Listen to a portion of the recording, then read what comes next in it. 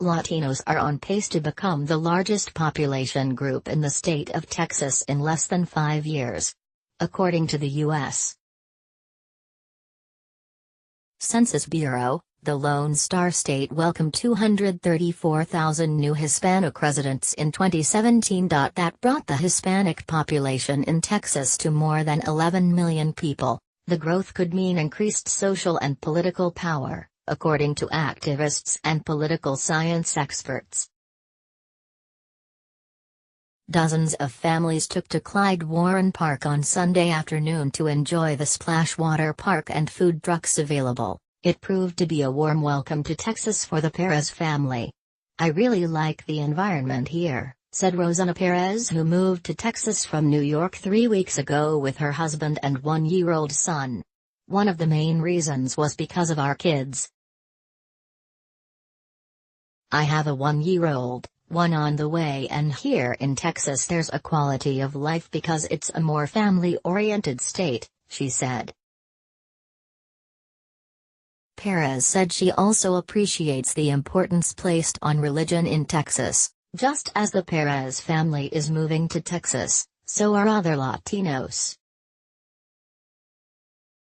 In fact, the Hispanic population continued to climb, leading experts to project the minority group will outnumber the white population by 2022. A state demographer told the Dallas Morning News that the Latino population had initially been projected to outnumber the non-Hispanic white population by 2020, but was moved after a slowdown in immigration from Mexico and other Latin American countries, as well as a dip in the birth rate among Hispanics. "It's going to continue to grow," said Renee Martinez of the League of United Latin American Citizens. "It's going to continue to be young." "From a consumer standpoint, our buying power is tremendous," Martinez said. "With increased power comes greater responsibility within the community, especially when it comes to education.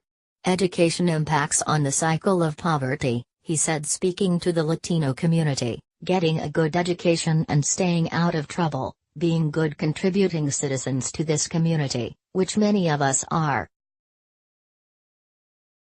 That fringe group that the president talks about, those people who are involved in crime, that's the 1%, and by the way, those come in all colors. When it comes to politics," University of Texas at Arlington political science professor Alan Sachs stresses Latinos are a diverse voting group, with some Latinos staunchly in support of many traditional, socially conservative values in line with the Republican Party, while others align more with Democrats when it comes to immigration and social services.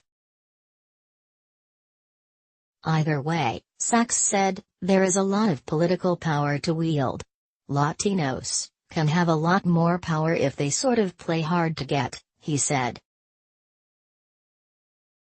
"So maybe the Republicans, maybe the Democrats, but if they give everything they have to one political party, it reduces, I think, their power."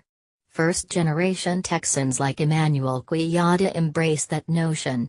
"I think we're going to take a major role in our community," he said. "We're going to take more roles in the government, all that stuff, and that's pretty cool. Those lured to Texas by the hope of raising a family welcome it too. That's great news that we're going to be the majority because we're doing something great for this country," Perez said. "Working hard, raising our kids to love this country the way we love it too, because there's many opportunities the country has given us, and so I'm very proud of our culture. The next census will be in 2020. There is controversy surrounding the federal government's effort to ask people about their citizenship status on the form. Critics argue it discriminates against immigrants and would only decrease participation and an accurate count. The census helps determine things like political representation in Congress and federal funding of programs, the U.S.